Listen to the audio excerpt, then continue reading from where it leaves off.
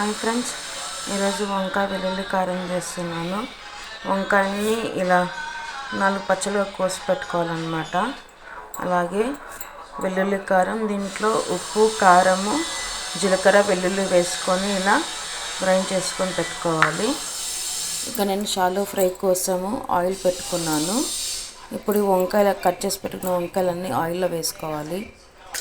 ఇలా వంకాయలన్నీ వేసుకోవాలన్నమాట. ఒక్కసారి అన్నీ ఇలా కలుపుకున్నాము. బాగా 90% కుక్ అయిపోవాలన్నమాట ఈ వంకాయలన్నీ. చూసారంటే వంకాయలన్నీ మగ్గిపోయినాయి. ఇవన్నీ ఇప్పుడు ఒక ప్లేట్లోకి వేసేసుకున్నాము. ఇవి కంప్లీట్గా చల్లారిన తర్వాత వంకాయలలోకి మనం ఈ ఎల్లిపాయ కారాన్ని స్టఫ్ చేసుకోవాలి. ఒక 5 minutes కంప్లీట్గా చల్లారాలి. వంకాయలన్నీ చల్లారిపోయినాయి. ఇప్పుడు వెల్లుల్లి కారం స్టఫ్ చేసుకొని పెట్టుకోవాలా. అన్నిటికీ ఇలా స్టఫ్ చేసుకొని పెట్టుకోవాలన్నమాట.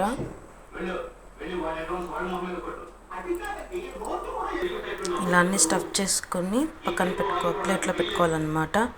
ఇది సైడ్ డిష్గా పప్పు, రసం, సాంబార్లోకి, పెరగన్నంలో కూడా చాలా బాగుంటుంది. తప్పకుండా మీరు కూడా ట్రై చేయండి. ఈ వీడియో కనుక నచ్చినట్లయితే లైక్ చేయండి, షేర్ చేయండి, సబ్స్క్రైబ్ చేసుకోండి. Please do like, share and subscribe to Teju Creations. Thanks for watching. Bye.